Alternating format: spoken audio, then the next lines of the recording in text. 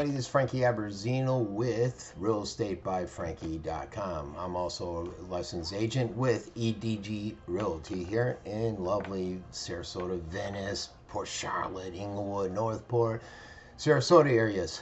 Today we're talking about why do home prices basically rise as the market deflates. That's the big question. So basically there's the main reason is inventory. Many buyers are still willing to go out and able to purchase a home at today's higher interest rates, which are up significantly. They were down the last few months or weeks. We've been seeing the upward trend, but fewer sellers are opting to list their home. So that's leading to a huge inventory problem. And we're going to cover also new house starts. But basically for residents, they're out there, they're waiting patiently. They want to buy a bigger house. They want to buy a house with a pool. They want to maybe move to a new area, a new neighborhood, get a better quality of life. But there's been the slowdown. And after 2 years of rapid growth, we're expecting to see pricing, basically bring pricing relief. They're thinking later this year in 2023. We didn't quite see it last year. If you look at total existing home sales last year, let's look at Miami. Miami-Dade, they plummeted 47% in January. In Broward, you experienced the similar crash with the closings down 39%. So you got sellers in both counties. They're out there. They're holding firm. What this article says is they're remaining stubborn, and therefore the home prices rose last month compared to a year ago. So they're saying, hey, we're putting it on the market. We're not going to drop that price. We're going to hold firm. We're actually going to list it higher in some cases. And so the median sales price, if you just look at Miami-Dade alone, it went from $520,000 last January to $520,000 this January in 2023. So normally we see lower deals and prices with the interest rates the way they're going, but the reason why we see what we're seeing now is because the whole inventory issue. And even though interest rates went up so fast, there are few sellers who are choosing to upgrade, which is the other issue. So you got a declining regional January home sales activity, and that reaffirms that we should see a gradual correction here in South Florida housing market, a market that's been overheated, as many will tell you. However, the demand is very tight because of the number of supply of homes and the sales, which continue to boost the year-over-year pricing that we're seeing out there.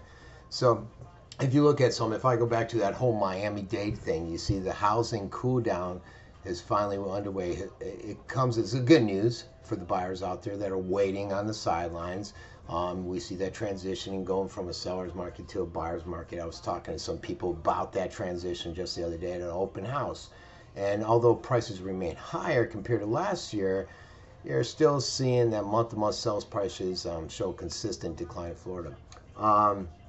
If you look at the condo market, certain condo sellers are finally caving in. You see that those prices are going down. Offers are down about 15% off asking. Sales prices are expected to fall for condos priced between $500,000 to $3 million, since most buyers within the part of the market are either investors or they're people that are out there and they depend more on financing. And what we're seeing out there is the cash market.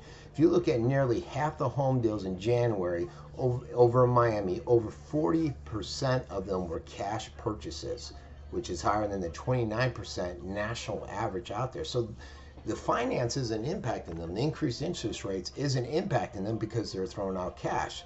And that's what you don't see that as much with condos because they rely more on the financing. With the interest rates up, that's impacting the price, which is going down. So another concern that this article I was reading today noted is the affordability issue is just going to become a bit of a bigger issue because the prices are going up or they're not stabilizing, they're not coming down, and you continue to see that affordability issues that we're having throughout the area.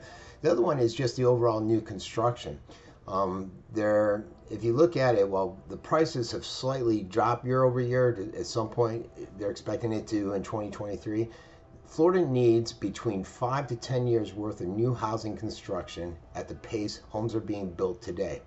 The higher interest rates, since whenever it started last year, have slowed that home building down, and we're seeing a severe home building shortage, which is hard to believe.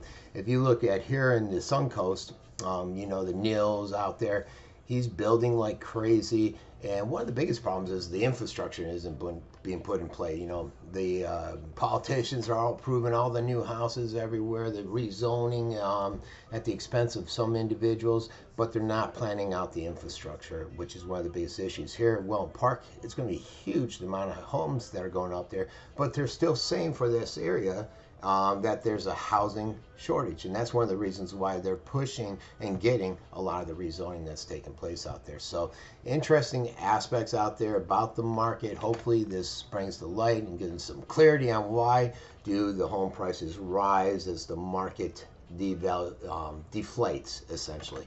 So this has been Frankie Abbruzzino. My address is up there, realestatebyfrankie.com. My ads are all over my Venice Scoop, or it's called the Suncoast News and Scoop. People call it the Venice Scoop page.